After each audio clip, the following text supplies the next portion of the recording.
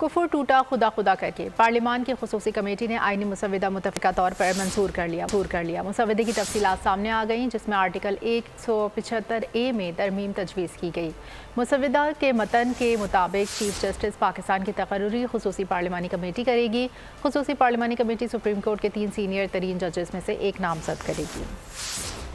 خصوصی کمیٹی کے طویل اجلاس بالآخر نتیجہ نکل گیا۔ آئینی ترامیم کا مسودہ متفقہ طور پر منظور۔ پارلیمان کی خصوصی کمیٹی نے آئینی مسودہ متفقہ طور پر منظور کر لیا۔ خورشید شاہ کی زیر صدارت پارلیمان کی کمیٹی کے ارکان متفق ہو گئے۔ کمیٹی میں سب نے ہاتھ اٹھا کر متفقہ طور پر مسودہ منظور کیا۔ کمیٹی نے سمندر پار پاکستانیوں کو الیکشن لڑنے کی تجویز پر اتفاق کر لیا۔ ادھر پارلیمان کی خصوصی کمیٹی میں منظور مسودے کی تفصیلات سامنے آ گئیں۔ مسودے میں آرٹیکل 175A میں ترمیم کی تجویز کی گئی ہے۔ متن کے مطابق چیف جسٹس پاکستان کی تقرری خصوصی پارلیمانی کمیٹی کرے گی۔ خصوصی پارلیمانی کمیٹی سپریم کورٹ کے 3 سینئر ترین ججز میں سے ایک نامزد کرے گی۔ سپریم کورٹ کے ججز کی تعیناتی کے لیے جوڈیشل کمیشن کی تشکیل 9 ہوگی۔ چیف جسٹس جوڈیشل کمیشن کے سربراہ ہوں گے۔ سپریم کورٹ کے 4 سینئر ترین ججز جوڈیشل کمیشن کے ارکان ہوں گے۔ جوڈیشل کمیشن میں وفاقی وزیر قانون اور attorney general Pakistan bar council کا ایک نمائندہ ہوگا۔ قومی اسمبلی اور سینٹ سے 2 ارکان جوڈیشل کمیشن کے رکن ہوں گے۔ جوڈیشل کمیشن میں قومی اسمبلی اور سینٹ سے حکومت اور اپوزیشن کا ایک نمائندہ لیا جائے گا۔